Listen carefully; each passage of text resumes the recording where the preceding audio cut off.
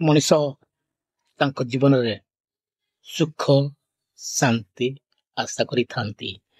ମାତ୍ର ସମସ୍ତଙ୍କ ଭାଗ୍ୟରେ ସୁଖ ଶାନ୍ତି ମିଳିନଥାଏ। ଆଉ କିଛି କାରଣ ଯାହା ଆମ କର୍ମ ଯୋଗୁଁ ସେହି ସୁଖ ଶାନ୍ତି ଆମଠାରୁ ଦୂରେଇ ଯାଇଥାଏ। ତେବେ ଶାସ୍ତ୍ରକାର ମାନେ ବା ଆମର ପୁରୁଣା ପଣ୍ଡିତ ମାନେ ଯାହା କହିଛନ୍ତି, ଦେଖିବା କେଉଁ କେଉଁ ଗୃହରେ ସଦାସର୍ବଦା ସୁଖ ଶାନ୍ତି ଥାଏ।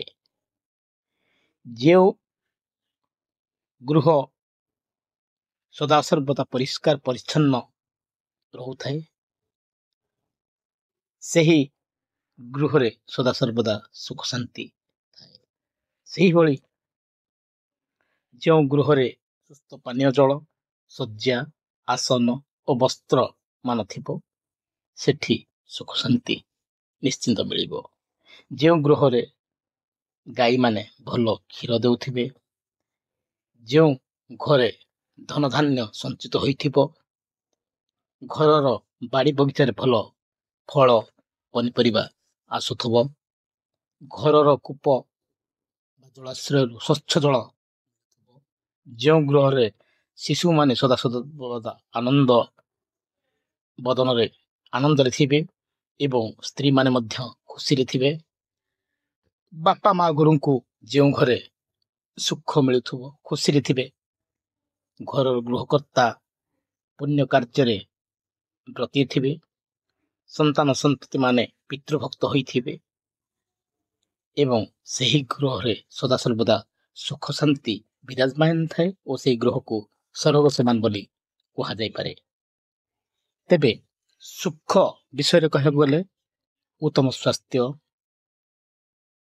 ମନ ମୁତାବକ ସ୍ତ୍ରୀ ଏବଂ ଗୁଣବାନ ପୁତ୍ର ଥିବା ସହିତ ଯେଉଁ ବ୍ୟକ୍ତିମାନଙ୍କର ସୁନାମଧନ୍ୟ ବ୍ୟକ୍ତିମାନଙ୍କ ସହିତ ବନ୍ଧୁତା ଥିବ, ସେମାନେ ସୁଖମୟ ଜୀବନ ଯାପନ କରନ୍ତି।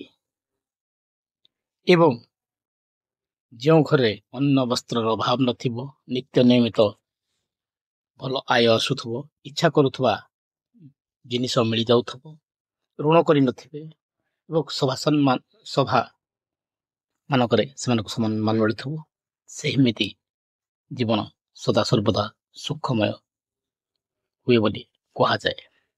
ତେବେ ଗୃହରେ କୋଉ କୋଉ ଜିନିଷ ଆମକୁ ଅଶାନ୍ତି ଆଣି ଦେଇଥାଏ? ଯାହାଙ୍କ ଘରେ ପତ୍ନୀ ରୋଗରେ ପଡ଼ିଥିବେ,